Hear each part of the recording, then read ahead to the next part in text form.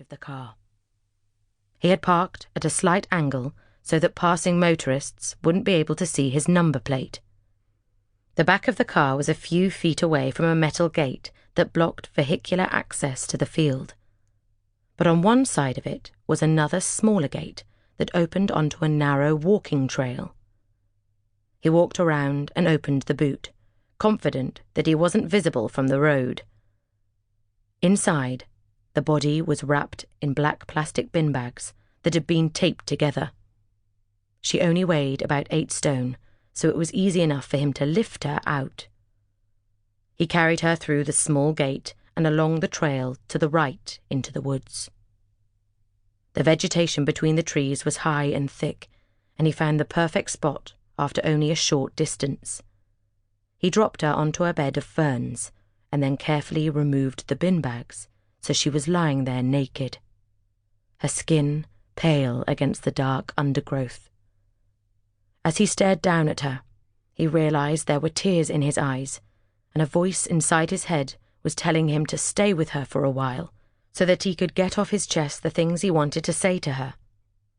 But another voice told him not to be stupid, and to get away from there as quickly as possible. And it was that voice he listened to. He gathered up some leaves and branches and threw them on top of her, and while doing so, he wondered if the body would be discovered before the animals and insects feasted on it. Finally, he picked up the bin bags and used the torch on his phone to make sure he'd left nothing behind. Then he returned to the car and put the blood-soaked bin bags into an unused bag. He then placed this in the boot alongside her clothes, handbag, and purse. Seconds later, he was back behind the wheel.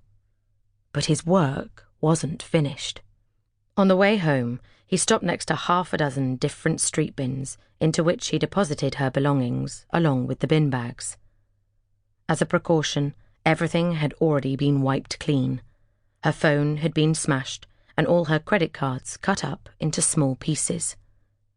The only item he intended to keep was her driving license, which he took from his pocket after he pulled the car to a stop in front of his home. He stared at it for almost half a minute and was careful not to touch the splatter of blood on the back. Then he blew a kiss at her photograph and said, "I'm so very, very sorry.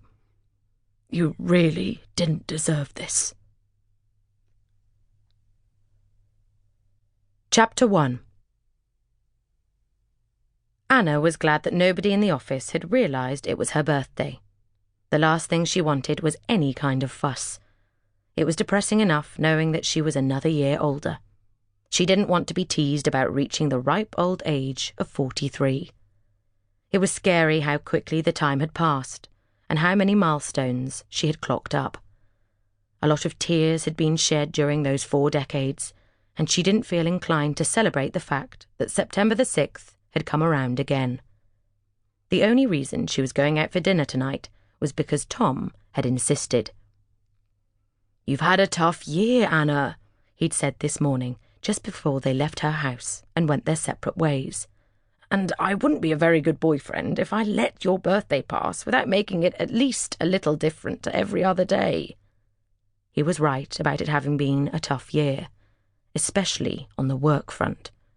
She and her colleagues in the major investigation team had been swamped by the biggest tidal wave of serious crime ever to hit South London. The murder rate was up, along with knife attacks, shootings, robberies, and gang violence. The last case they'd dealt with had been the most challenging, though. It had involved the abduction of 9 small children from a nursery school in Rotherhithe and the murder of one of their teachers. The investigation had ended dramatically 2 weeks ago, but the paperwork was still piled up on the desk in front of her.